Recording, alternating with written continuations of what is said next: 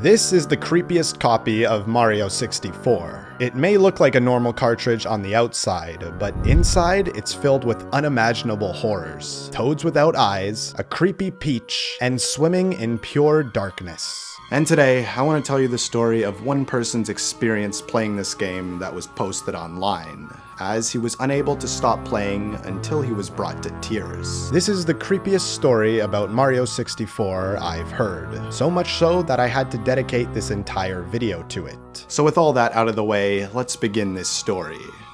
If you dare, that is. This story is from the perspective of an unknown gamer. An unknown gamer that was a big fan of Mario 64. One day, this person was on YouTube watching gameplay footage of Mario 64. Sound familiar, doesn't it? And while he was doing this, suddenly an ad popped up. Normally, he'd just close it right away, but this time it was for a mint condition copy of Mario 64. So he let his nostalgia get the best of him and clicked the ad. It took him to this sketchy site to buy the game. It was weird because the owner wanted him to send an envelope with $10 cash in it to purchase the product instead of using something like PayPal. But the gamer really wanted to relive his childhood again through this game, so he sent the $10 in cash in the mail to the address that was on the site. And then, a few days later, the game came in his mail. So the player immediately put the cartridge in his N64 and started it up. And everything seemed fine at first, as he started to screw around with Mario's face. However, when he pulled on Mario's ear, something weird already happened. The game started to static, and Mario's face started to distort. As all this was happening, random sound effects from the game started to play, and there was a faint voice whispering in Japanese. So the player reset his console and tried again, but just went right to the file select and chose a file which started up the game this time. However, the game skipped the opening monologue by Peach and the outside courtyard section. This time, Mario was just placed right inside the castle.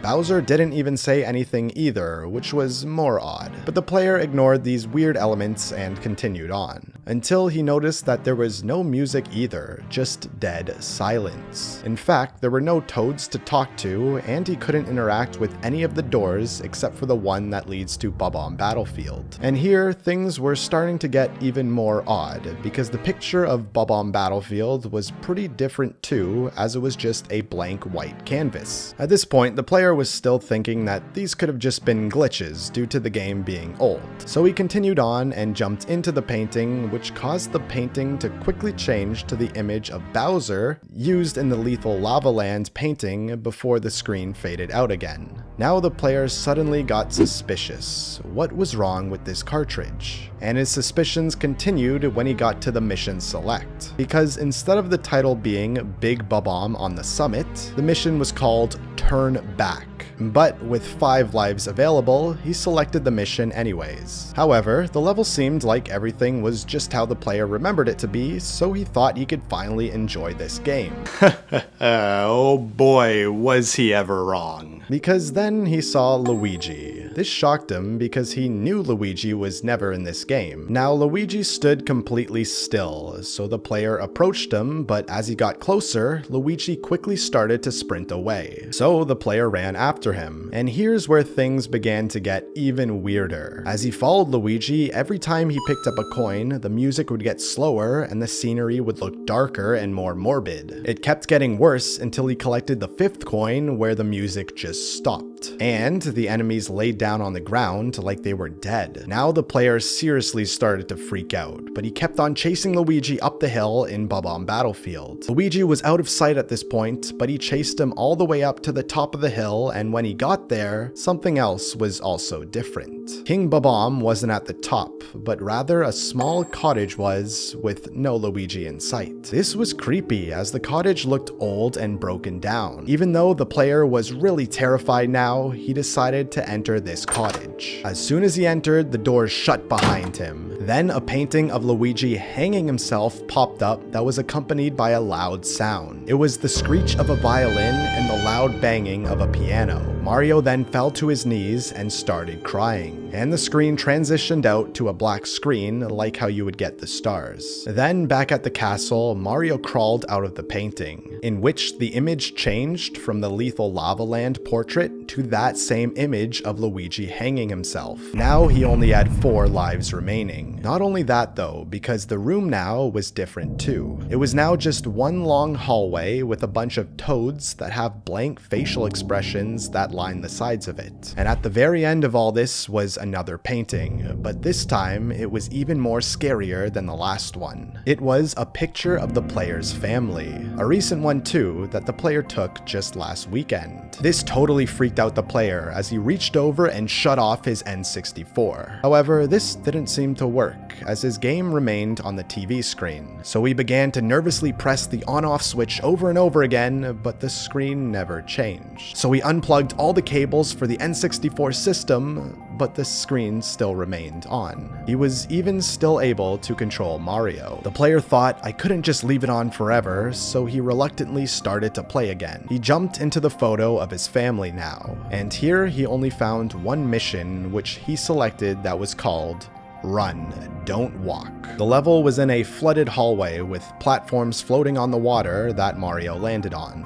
But when he turned around, he noticed a silent black void that was approaching Mario. It was weird, as it looked like a bunch of glitchy, unfinished black graphics. So with no goal in sight, the player began to jump from platform to platform to try and avoid this black void. However, this kept going on for hours, as the player was starting to doubt there was even an end to these platforms. And finally, the black blob caught up to Mario and consumed him. This caused Mario to be launched out of the painting into that same hallway room, but some things were different now. Some of the toads were gone, but what was really freaky was now the painting looked different. His family was still there, but this time their bodies were rotting and decomposing. He now had 3 lives remaining. Regardless though, the player once again jumped back into the painting, and this time there was only one mission called I'm Right Here. So he selected the mission, in which he landed in a small dark room with no way out. And the room was totally empty, except for one other thing in it. The piano from Big Boo's haunt was in there with him too. As soon as he approached it, it started to chase Mario as always. He tried to attack the piano, but it was no use, as there was no way to damage him. So Mario eventually died from the piano, but this time the usual death animation didn't happen, because this time Mario got ripped in half from the piano's sharp teeth with blood spilling on the floor. Then a distorted version of the merry-go-round music from Big Boo's haunt played as the screen slowly transitioned from the in-game shot to a photorealistic sketch of Mario's dead body. This was so unsettling for the player that he began to cry. He now had 2 lives remaining. Then the photo of the player's family appeared again, but this time their bodies were more decayed than before. The view then zoomed into the painting like the player was getting warped again, and when he emerged, he appeared outside of Peach's castle. But this time the castle was in ruins. The once grassy fields were set on fire, and the sky was pitch black. Bowser's laugh played on a loop in the background as children mockingly chanted, "You couldn't save her." This went on for a while, until a close-up of Peach's face, accompanied by an extremely loud screech, interrupted this chant. Peach's mouth was wide open, as if she was screaming, and as for her eyes, they were empty black holes. Then suddenly, Mario was once again ejected from the painting and put back into that hallway. Now all of the toads were gone. He had 1 life remaining. And when the player looked back at the picture of his family, they looked terrible. Maggots were digging around in their flesh. They had guts spilling out, and their eyeballs were hanging loose from their sockets. It was getting too much for the player to bear, but something inside of him urged him to continue on. So he did, and jumped back into the painting, but this time with his last life remaining. There was now no name for the mission, just a blank space where the title would be. When he selected it, Mario just landed on a very small island in the middle of the ocean. There was nothing on there except the lone sign that read